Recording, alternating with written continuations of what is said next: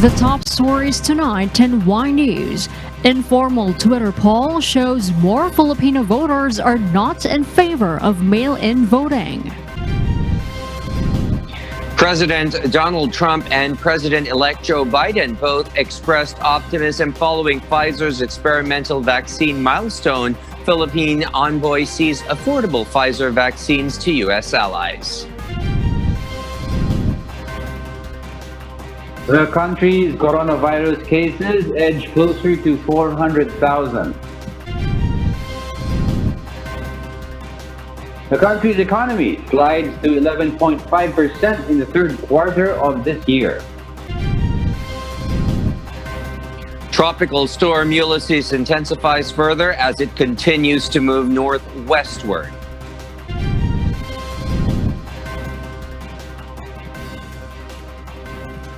And Wish 1075's YouTube channel reaches 10 million subscribers.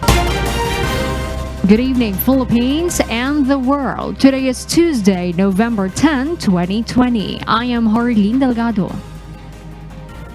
Join us in the next hour as we deliver today's top stories around the country and in other parts of the world. I'm Angelo Castro III. We are also seen in 1,935 satellite monitoring centers nationwide and via live streaming worldwide through the UNTV News and Rescue social media accounts and our website, untvweb.com. I am William Theo. First in the news, President-elect Joe Biden's transition team is considering legal action over a federal agency's delay in recognizing the Democrats' victory over President Donald Trump in last week's election. Kath Demaraos will tell us why. The General Services Administration, or GSA, normally recognizes a presidential candidate when it becomes clear who has won an election so that a transition of power can begin. That has not yet happened, despite U.S. television and news networks declaring Joe Biden the winner on Saturday after he secured enough electoral votes to secure the presidency. The law does not clearly spell out when the GSA must act, but Biden transition officials say their victory is clear and a delay is not justified even as Trump refuses to concede defeat. GSA Administrator Emily Murphy, appointed by Trump in 2017, has not yet determined that a winner is clear, a spokesman said. A Biden-Harris transition official said that it was time for the GSA's administration to grant what is known as an ascertainment recognizing the president-elect, and said the transition team would consider legal action if it was not granted.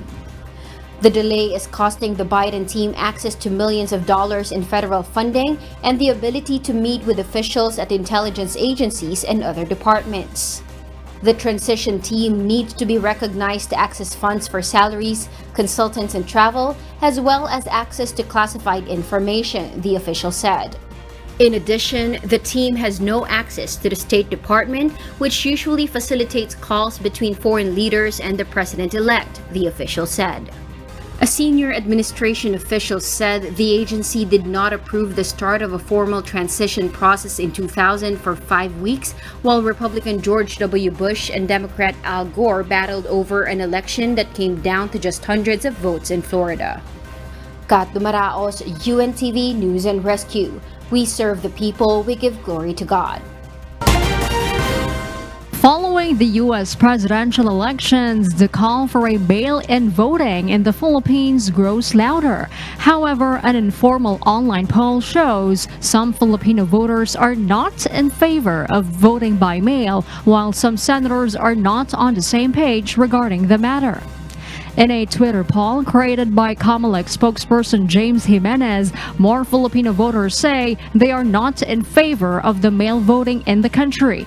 Out of the 436 Twitter users who voted, 43% voted no to the question, would you vote by mail? Meanwhile, 35% voted yes, while 22.2% 22% are undecided. According to Jimenez, COMELEC is not against the mail-in voting system. They also stand ready should the legislators need their assistance in the proposal. Earlier, COMELEC Commissioner Rowena Guanzon expressed support on the system, noting that more persons with disability or PWD, senior citizens, and pregnant women can vote if by mail. Senate Committee on Electoral Reforms Chair Senator Amy Marcos said thousands of vulnerable citizens may not be able to vote in the 2022 elections due to their state of health and inaccessibility of polling places, especially if the COVID-19 pandemic persists. Under the Senate Bill number 1870, or the Voting by Mail Act filed by Marcos, COMELEC will design a registration system for the mail-in voting. A special ballot reception and custody group who will oversee the system, including the sending of the voting packets 45 days before the scheduled national or local elections. The voting packets contain the official ballot, certified list of candidates, instruction to voters, official ballot envelope, and paper seals. If a qualified mail-in voter fails to receive a ballot receipt prior to the scheduled election day, the voter shall be allowed to vote in person during the day of election. The proposed bill is still pending at the committee level. However, some senators are not in favor of the mail-in system. For Senate President Vicente Soto III, it is the easiest system of voting to cheat. Senate Minority Leader Franklin Drilon has a similar concern.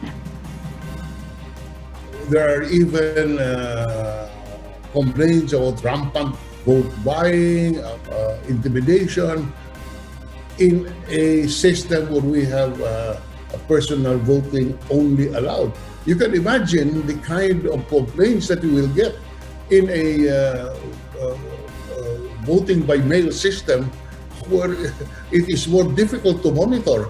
For Senator Panfilo Lacson, without the national ID system, only the voting in-person system is viable in the country.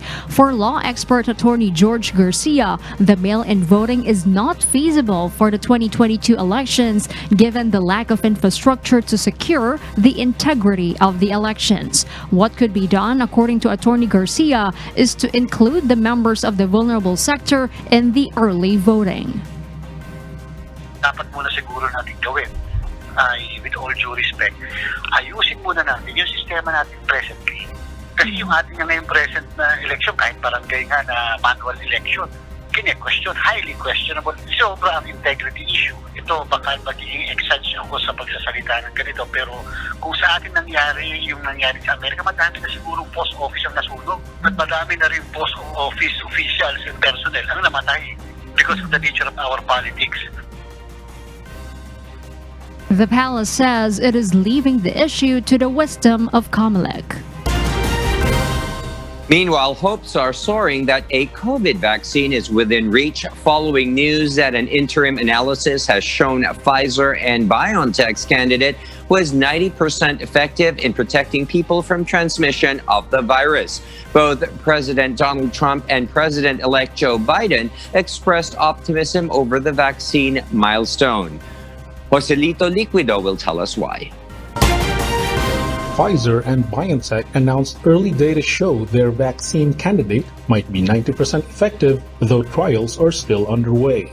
U.S. President Donald Trump boasted in one of his tweets that a vaccine is coming soon.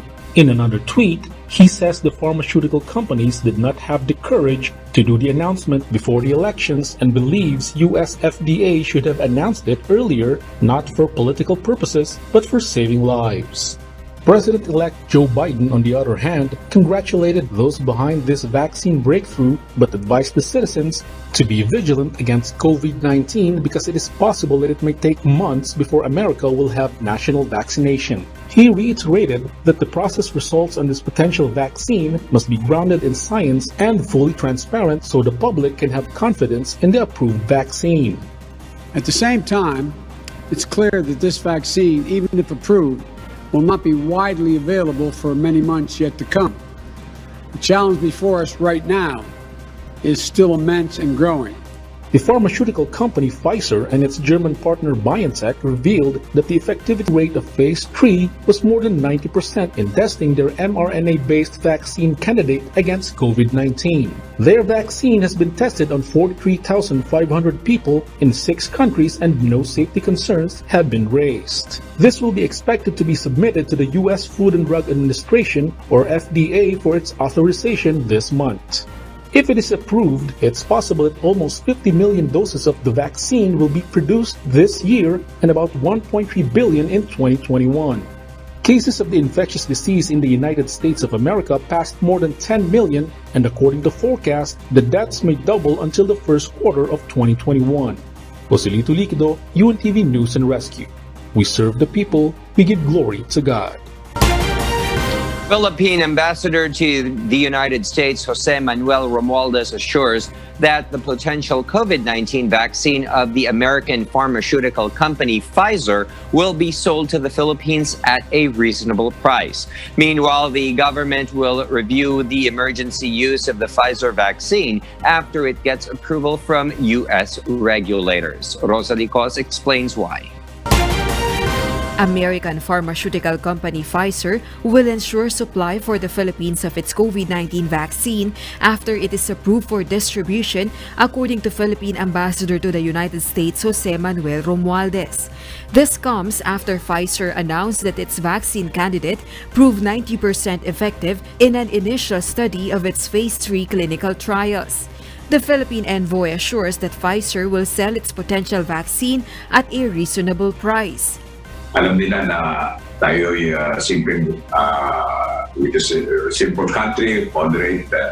So it will be sold to many of their allies, specifically in the Philippines, na hindi naman gano'ng kamahal.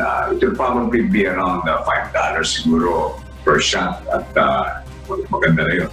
The diplomat also says that Pfizer country manager in the Philippines gave the assurance that once the vaccine is approved by the US FDA, they will prepare to supply the Philippines on the first quarter of 2021. The ambassador reiterates the US pharma giant is not asking for reservation fee or down payment, but it needs a purchase order to determine the number of vaccines to be procured by the Philippines.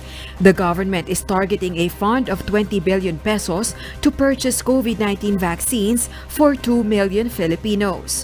Meanwhile, according to presidential spokesperson Harry Roque, the government will still review the possible emergency use of Pfizer's COVID-19.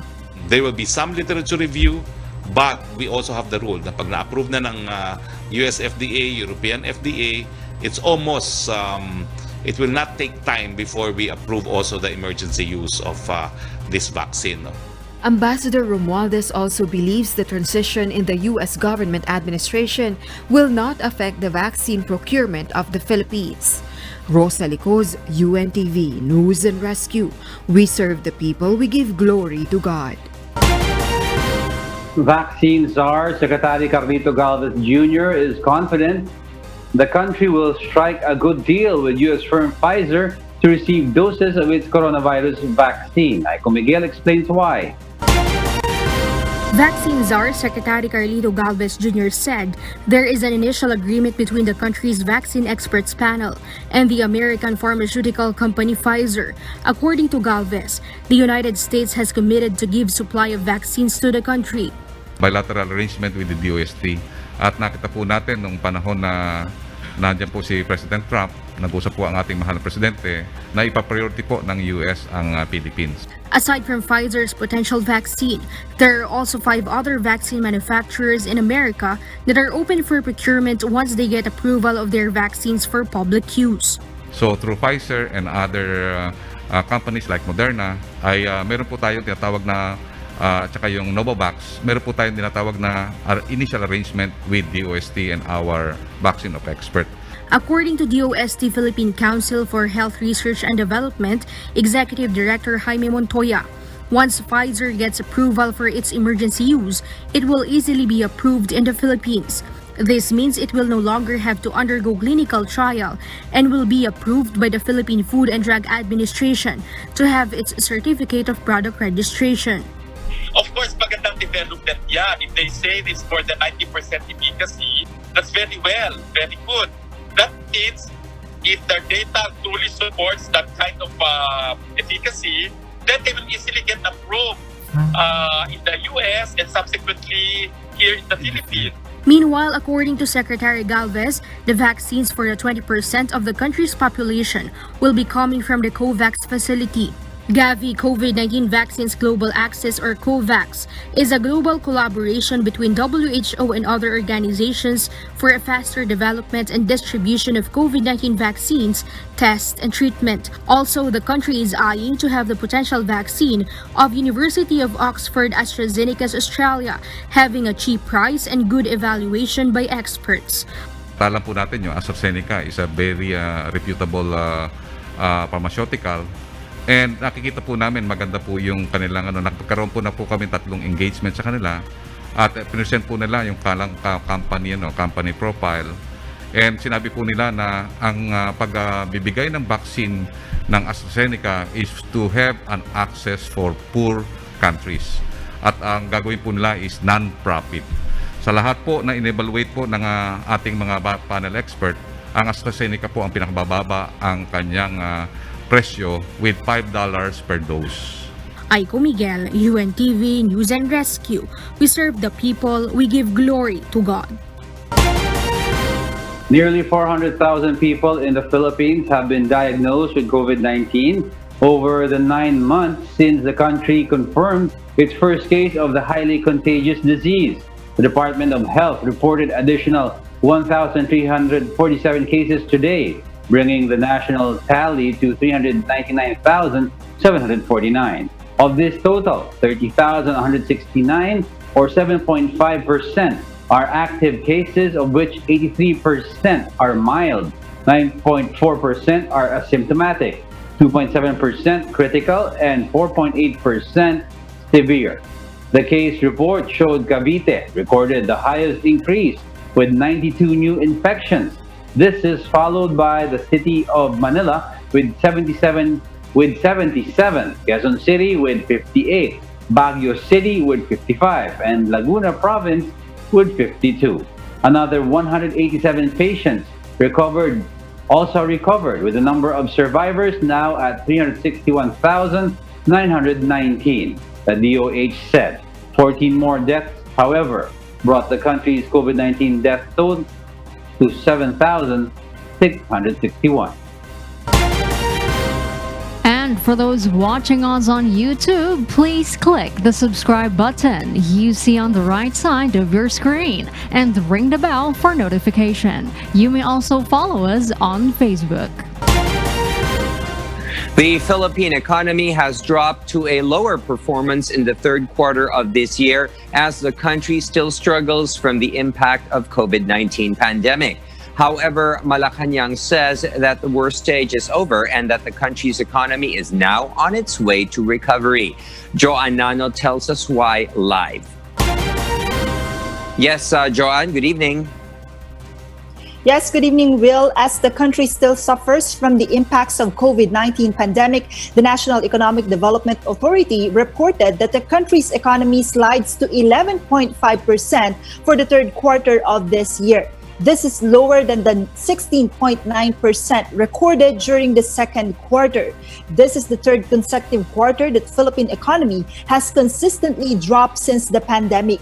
NEDA reported that the negative growth is associated with the quarantine restrictions, limiting business operations and consumer spending. The country's economy also suffered from restricting the entry of foreign tourists as well as limited local tourism.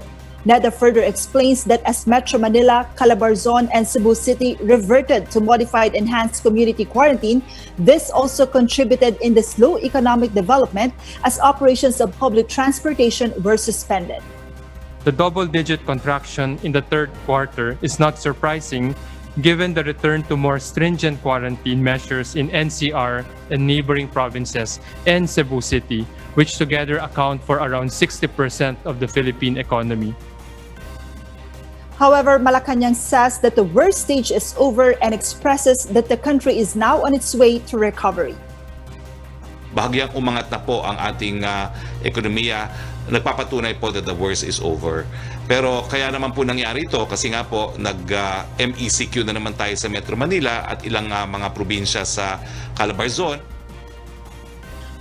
William, NEDA is confident that the Philippine economy will slowly recover on 2021 as businesses resume providing income for Filipinos. And that is the latest live. Back to you, Will. Thank you very much, Jo Anano, reporting live. Meanwhile, the Department of Trade and Industry, or DTI, stressed that no price hike will be imposed on holiday products. Asher Kadapan Jr. explains why. The Department of Trade and Industry released today the suggested retail price for shelf-keeping food products for the 2020 holiday season. These include ham, fruit cocktail, cheese, sandwich spread, mayonnaise, queso de bola, pasta or spaghetti, elbow and salad macaroni, spaghetti sauce, tomato sauce, and all-purpose cream. According to DTI Undersecretary Ruth Castello, most of the prices have rolled back based on the 2019 SRP as manufacturers heed the agency's call to hold any increase on the price of their products to help the consumers who are still under crisis due to the pandemic. Pakiusap talaga yung ginagawa natin sa manufacturers kasi itong Christmas products parang hinihingi na lang natin yung kanilang sense of country para makatulong sa mga kababayan natin. The DTI gives retailers time to do the necessary adjustments in compliance with the SRP. Based on the suggested retail price of the DTI, ham may be purchased in leading supermarkets from 299 pesos to 1,025 pesos, while queso de bola ranges from 279.50 to 410 pesos. Yung SRP bulletin kasi natin for the Noche Buena products, ngayon lang na-publish. Kagabi lang natin yun napadala sa media. So, for information of the retailers, mag-a-adjust pa sila doon sa presyo. Kailangan, we'll give them siguro mga 3 to 5 days para matapos nila lahat yung adjustments na kailangan nila gawin. The DTI further explains that manufacturers are sure of enough supply on the said products, especially in holiday season. Manufacturers, on the other hand, may revert to the corresponding price of their products approved by the DTI after December 31. Ang commitment naman nila ng manufacturers natin for Noche Buena products, ibabalik sa 2019 prices, tuloy-tuloy ang supply. Asher Kadapan Jr., UNTV News and Rescue. We serve the people, we give glory to God.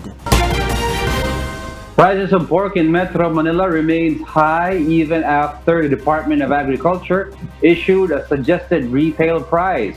Ray Pelayo will tell us why. Pork prices in wet markets in Metro Manila reach as high as 350 pesos per kilo based on the monitoring of the Department of Agriculture. This is 70 pesos and 90 pesos higher compared with the suggested retail prices of Liempo and Kasim respectively. DA said they are closely monitoring the pork prices.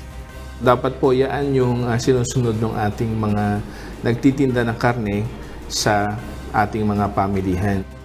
More than 100,000 heads of hogs were already shipped from Visayas and Mindanao to Luzon, and the DA is assisting dealers to facilitate speedy transportation.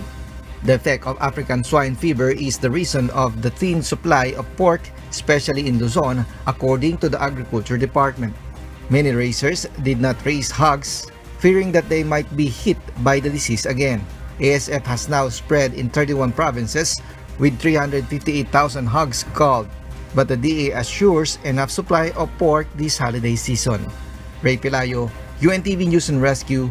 We serve the people, we give glory to God. The Department of Agriculture, or DA, is now set to roll out its newly developed and first of its kind e-voucher system for farmers and fisher folks. The DA signed a memorandum of agreement with the Development Bank of the Philippines for the implementation of the cash and food subsidy to marginal farmers and fishers program set to begin this month.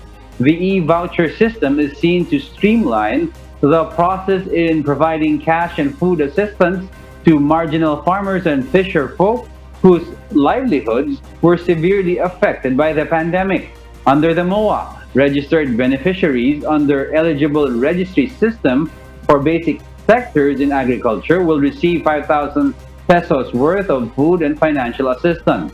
The program's budget of 4.5 billion pesos is part of the DA's budget under the Bayanihan to Recover as One Act.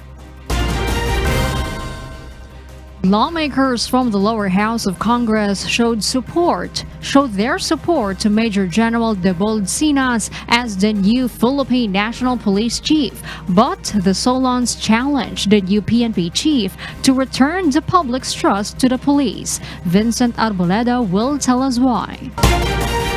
The Manyanita issue involving Philippine National Police Chief Sinas still lingers in the minds of the public when he was still the chief of the National Capital Region Police Office. That is why lawmakers, together with their congratulatory messages, are asking the new PNP chief to even perform better. According to Muntinlupa Representative Rufy Biazon, he was able to work together with the PNP chief during his time in the NCRPO Regional Advisory Council and has seen how he works. But because of the Manyanita issue, Sinas must show excellent performance as the new PNP chief to prove that he has learned his lesson. For Diwa Party List Representative Mike Aglipay, Sinas must be an example to other police in following the law as law enforcers. Ako Bicol Representative Alfredo Garbin Jr. says that the PNP chief must give assurance to the public on their security and safety. Garbin says the public's trust in the PNP was shaken as some police officials and members continue to be involved in illegal drugs, illegal gambling, red tagging, and rape. And to show his willingness to continue the internal cleansing among their ranks, they must regularly give updates on the cases that receive decisions and pending cases of administrative and criminal cases against police officers.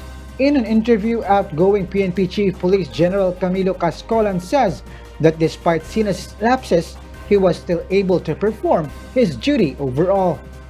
Vincent Arboleda, UNTV, News and Rescue. We serve the people. We give glory to God. The University of the Philippines announced it will not hold its annual UP College admission test for the incoming school year of 2021 to 2022 amid the continuing threat of the novel coronavirus disease. Citing an October 30 memorandum from the Office of the Vice President for Academic Affairs, it said the university councils of the CUs unanimously voted not to administer UPCAT in light of logistical issues in the paper and pencil testing of about 100,000 17-year-old applicants.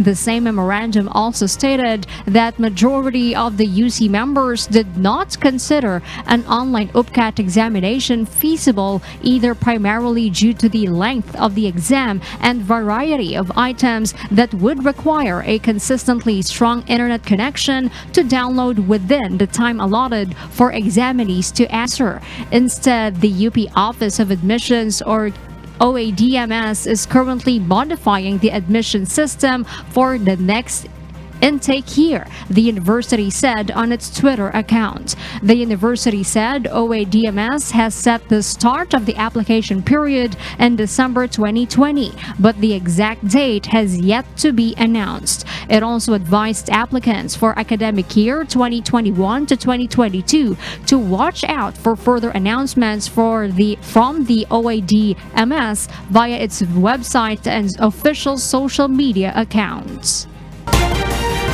And for those watching us on YouTube, please click the subscribe button you see on the right side of your screen and ring the bell for notification. You may also follow us on Facebook. Still reeling from the destruction brought about by Super Typhoon Rolly, thousands of residents in the province of Catanduanes were ordered to immediately evacuate. Residents in low-lying areas were also warned against the impact of Typhoon Ulysses. Victor Cosare will tell us why. The local government of Catanduanes ordered a mandatory evacuation of residents ahead of the possible effects of Tropical Storm Ulysses.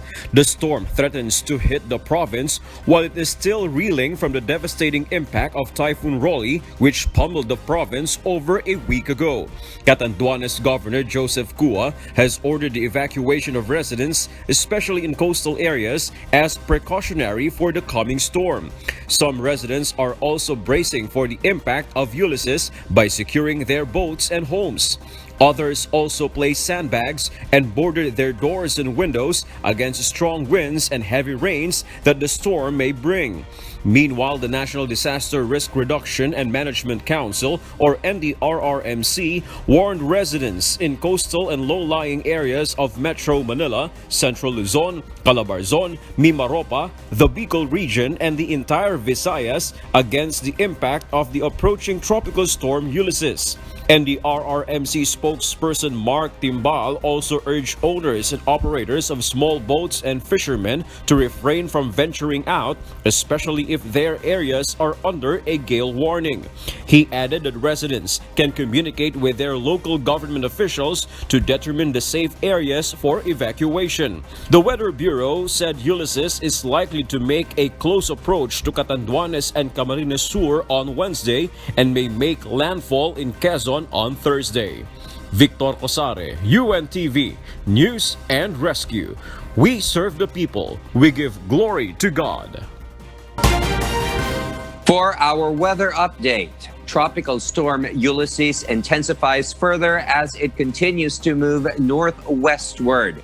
State Weather Bureau Pagasa says as of 4 p.m. today, the center of Ulysses was estimated at 375 kilometers east-northeast of Virac, Catanduanes, or 500 kilometers east of Daet, Camarines Norte, with maximum sustained winds of 85 kilometers per hour near the center and gustiness of up to 105 kilometers per hour while moving at 15 kilometers per hour.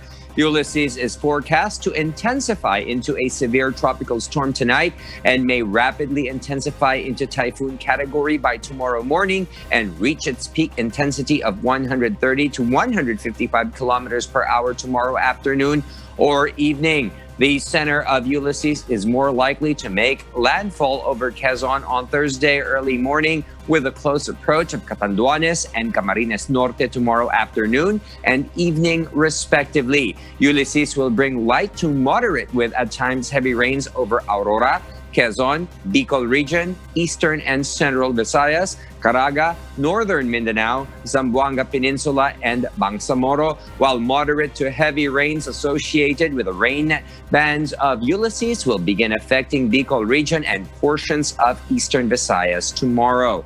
As of 5 p.m., tropical cyclone wind signal number 2 is raised over Catanduanes, Sorsogon, Albay, Camarines Sur, and the eastern portion of Camarines Norte, while areas under signal number 1 include Quirino, Nueva Vizcaya, the eastern portion of Pangasinan, Aurora, Nueva Ecija, Tarlac, Pampanga, Bulacan, the central and southern portions of Zambales, Bataan, Quezon, including Polillo Islands, Metro Manila, Rizal, Laguna, Cavite, Batangas, the rest of Camarines Norte, Masbate, including Ticao and Burias Islands, Marinduque, Romblon, Oriental Mindoro, and Mindoro provinces, including Lubang Island.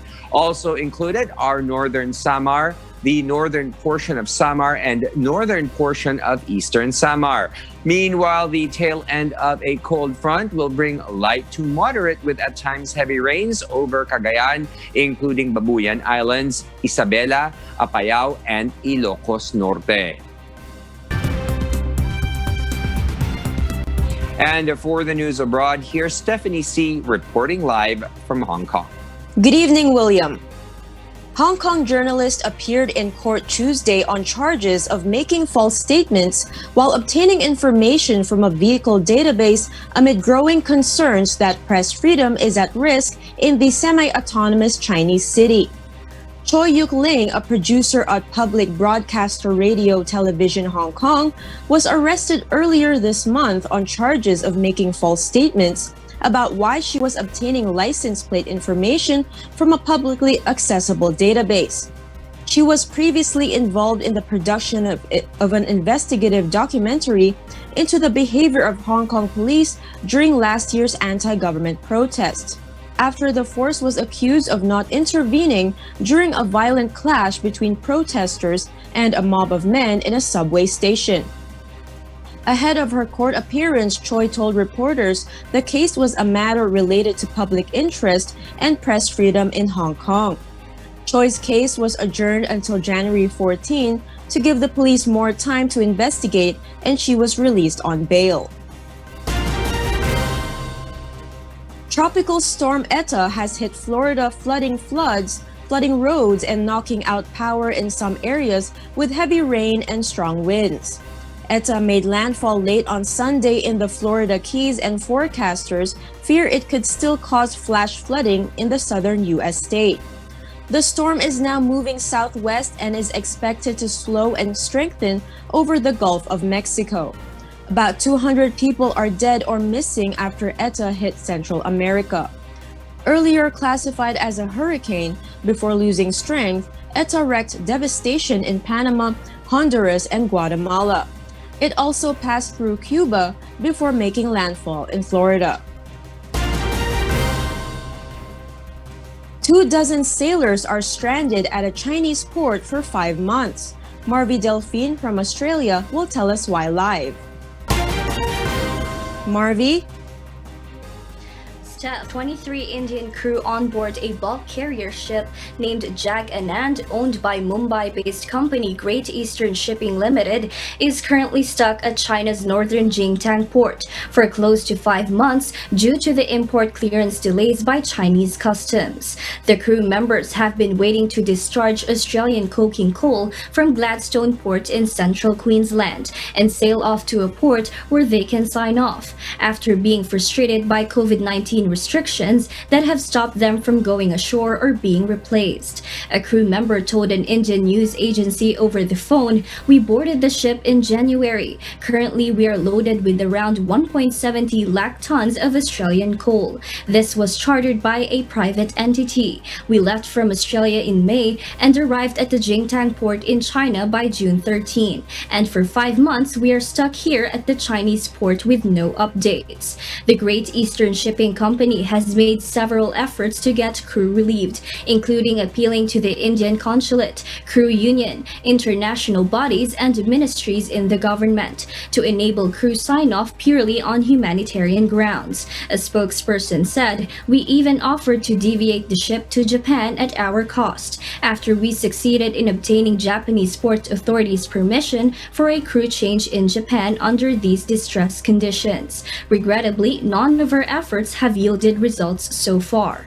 On Friday, the wife of one of the crew members posted to Twitter a letter addressed to Indian Prime Minister Narendra Modi and External Affairs Minister Subramanyam Jaishankar, urging action with their Chinese counterparts. The letter read, "Most of the crew have ended their stipulated contractual obligation and been on board for more than a year, some of them even exceeding 15 months. Despite various attempts by the company through diplomatic resources, there has been no respite to crew sufferers, who have been inflicted with not only physical stress but mental fatigue. During this time of the pandemic, families of the crew are alone, which further adds to the aggravation of onboard staff. The deteriorating health of crew members is also a major concern, with some being declared unfit by the company doctor."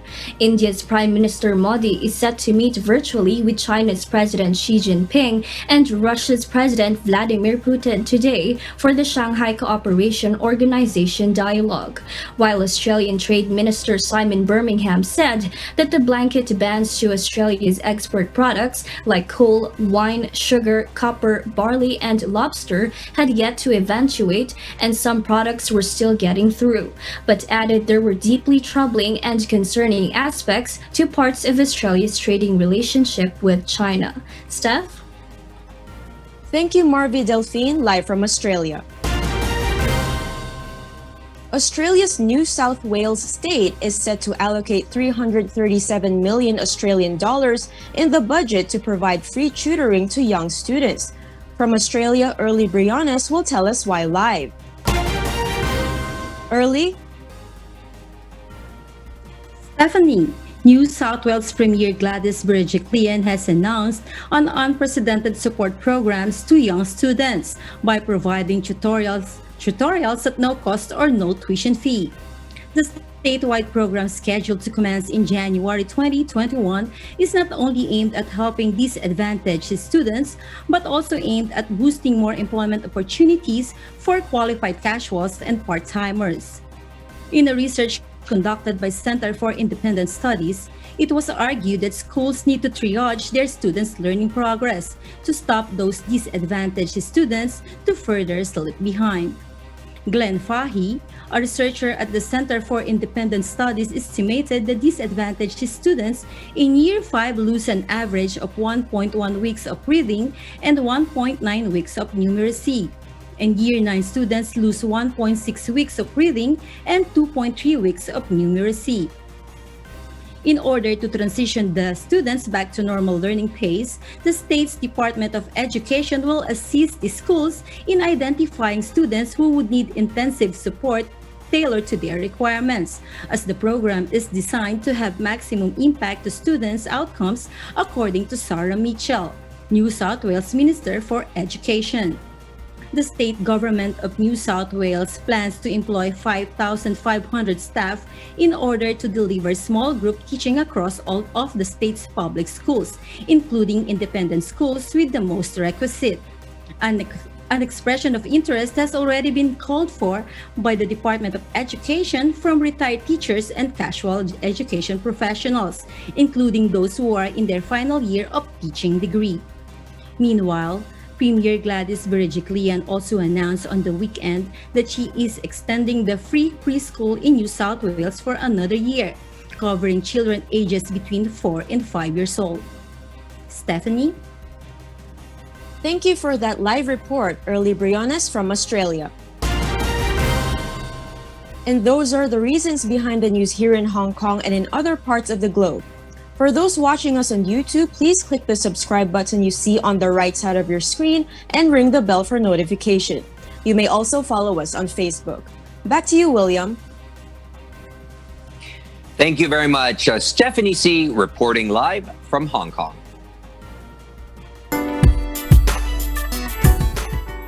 Wish 1075 reached another milestone today. Mirasola Bogadil will tell us why.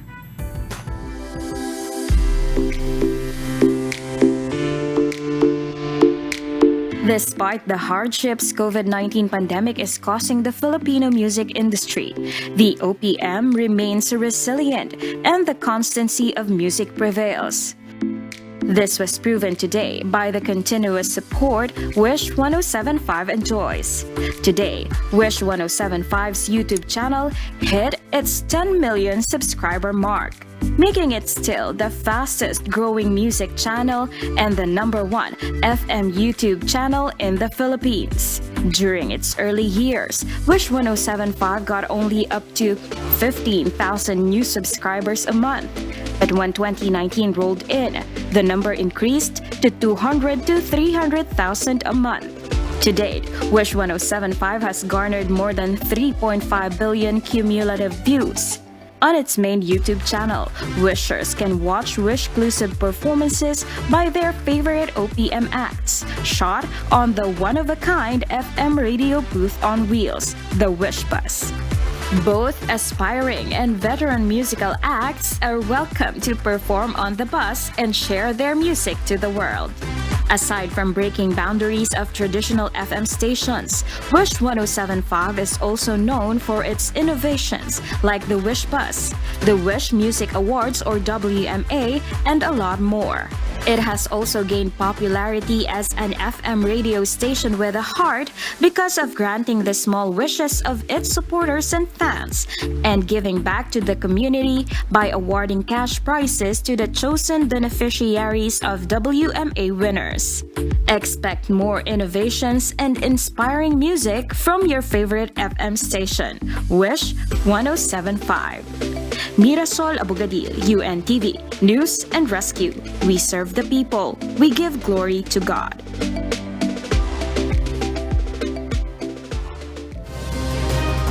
And those are the reasons behind the news, November 10, 2020. I am Harleen Delgado. Reasons we deliver to you as they unfold. Evangelo Castro III. Because we need to know, we will always ask why. I am William Theo. We serve the people. We give glory to God.